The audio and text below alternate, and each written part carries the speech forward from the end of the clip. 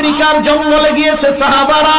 জঙ্গলে ঢোকার পর ওই সাফিনা মাল বুঝাই করার কারণে আস্তে আস্তে দেরি হয়ে যায়, সন্ধ্যা ঘনিয়ে যায়। রাস্তা দিয়ে যাইতে যাইতে হঠাৎ বনের দিকে যখন রওনা করলেন, বনের সামনে একটা বাঘ তার সামনে পড়ছে। রিওয়ায়াতে আসছে আদরাকাহু যিবু, একটা নেকড়ে বাঘ তার সামনে আসছে। আসার পর তার উপর আক্রমণ করতে চায়। হযরত সাফিনা বাঘকে ডাক দিয়ে বলে, আইয়ুহা যিবু, হে নেকড়ে বাঘ, আমার উপর আক্রমণ করার আগে আমার কথা কান পেতে শোনো। আমি দুনিয়ার সাধারণ কোন মানুষ না, ইন্নী মিন আসহাবি মুহাম্মাদিন সাল্লাল্লাহু আলাইহি ওয়াসাল্লাম, আমি আল্লাহর নবীর একজন সাহাবা। সাহাবারা তাদের মালসামানাগুলো আমার কাছে দিয়েছে, আমার আসতে দেরি হয়ে গিয়েছে, এই দুর্বলতার সুযোগে আমার উপর তুমি আক্রমণ করবা না। হযরত সাফিনা বলেন, যেই মাত্র আমি পরিচয় দিলাম আমি আল্লাহর নবীর একজন সাহাবা, আমি তাকায় দেখলাম বাঘ তার মাথাটা সামনের দিকে দেয়, লেজ আমার দিকে দেয়, লেজটা এইভাবে নাড়ায় আর বুঝায়, ও নবীর সাহাবা চলো, এই বাগান দিয়ে যাইতে তোমার আর যেন কোনো ভয় না হয়, আমি বাঘ তোমাকে রাস্তা দেখায় দেখায় নিয়ে যায়। আল্লাহ বলেন, আমিনু কামা আমানান নাস, ঈমান আনো তাদের মতো ঈমান। আল্লাহর নবীর সাহাবা হযরত সাদ ইবনে আবি ওয়াক্কাস রাদিয়াল্লাহু তাআলা হাজার হাজার সাহাবা নিয়ে দজলা নদীর পাড়ে দাঁড়ায় আছে। নদীর পাড়ি দেওয়ার মতো কোনো জাহাজ নাই, লঞ্চ স্টিমার ট্রলার নাই, কোনো ব্রিজ নাই।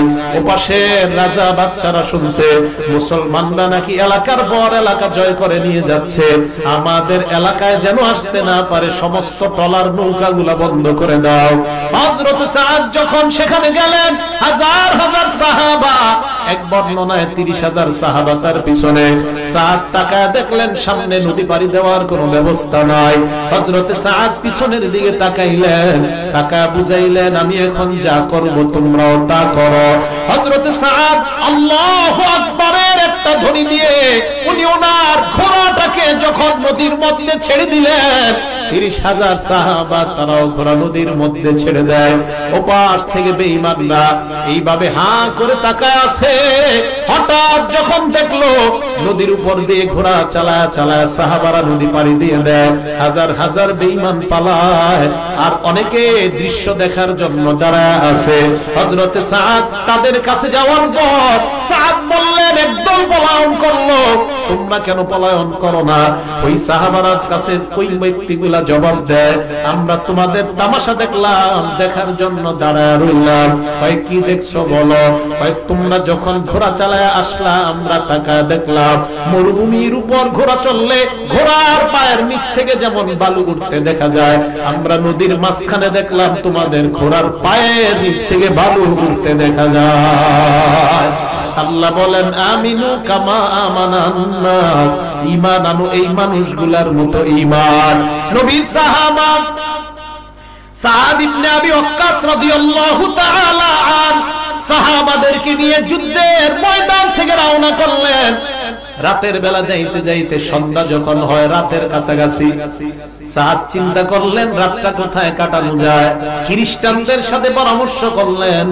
খ্রিস্টানরা কয় একটু পরে তোমাদেরকে জানাই। খ্রিস্টানরা আপোষের মধ্যে পরামর্শ করে আর বলাবলি করতে লাগলো, মুসলমানদের সাথে এখন আর পারা যায় না, এক কাজ করি চল, এদের সাথে তো আমরা নিজেরা ব্যক্তিগতভাবে পারি না, আজকে রাতে তাদেরকে ফান্দে ফালায়া অন্তত বাঘের খোরাক বানায় দেই। খ্রিস্টানরা কয় কি উপায়? কয় চলো তাদেরকে পরামর্শ দিয়ে দেই, সামনে সুন্দর একটা বাগান, ওই বাগানের মধ্যে যেন তারা রাত কাটায়। আসলে ওটা বাগান না, ওটা হলো আফ্রিকার বড় জঙ্গল। সাহাবাদের কাছে আসছে, আসার পর খ্রিস্টানরা কয়, এ মুসলমান সম্প্রদায়, আমরা পরামর্শ করলাম তোমাদেরকে যদি ভালো একটা জায়গা দেই সেখানেই তোমরা থাকবা। হ্যাঁ হ্যাঁ বলেন কোথায় থাকবো? আজ রাত তোমরা ওই জঙ্গলের মধ্যে সামনে একটা সুন্দর বাগান, ওই বাগানের মধ্যে তোমরা রাতটা কাটাও। এই কথা বলার পর সাহাবারা যখন ওই জঙ্গলে ঢুকলেন, জঙ্গলে ঢুকার পর সামনের দিকে হাঁটতেছে, হঠাৎ যাইতে যাইতে মাঝখানে যখন যায়, যাওয়ার পর দেখে এদিক সেদিক বাঘ লোক দেখা যায়। একজন আর একজনকে কয়, সর্বনাশ, আমগরে তো ফুলের বাগানে পাঠায় নাই, জমের বাগানে পাঠাইছে। হযরতে সাদের কানে কানে সংবাদ চলে যায়। সাদ কয়, কোনো কথা নাই, সামনের দিকে চলো। আল্লাহু আকবার।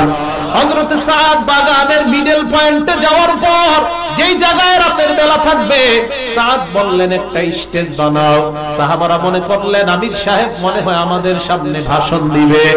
স্টেজ বানানোর পর স্টেজের উপর হযরতে সাদ ইবনে আবি ওয়াক্কাস দাঁড়াইলেন।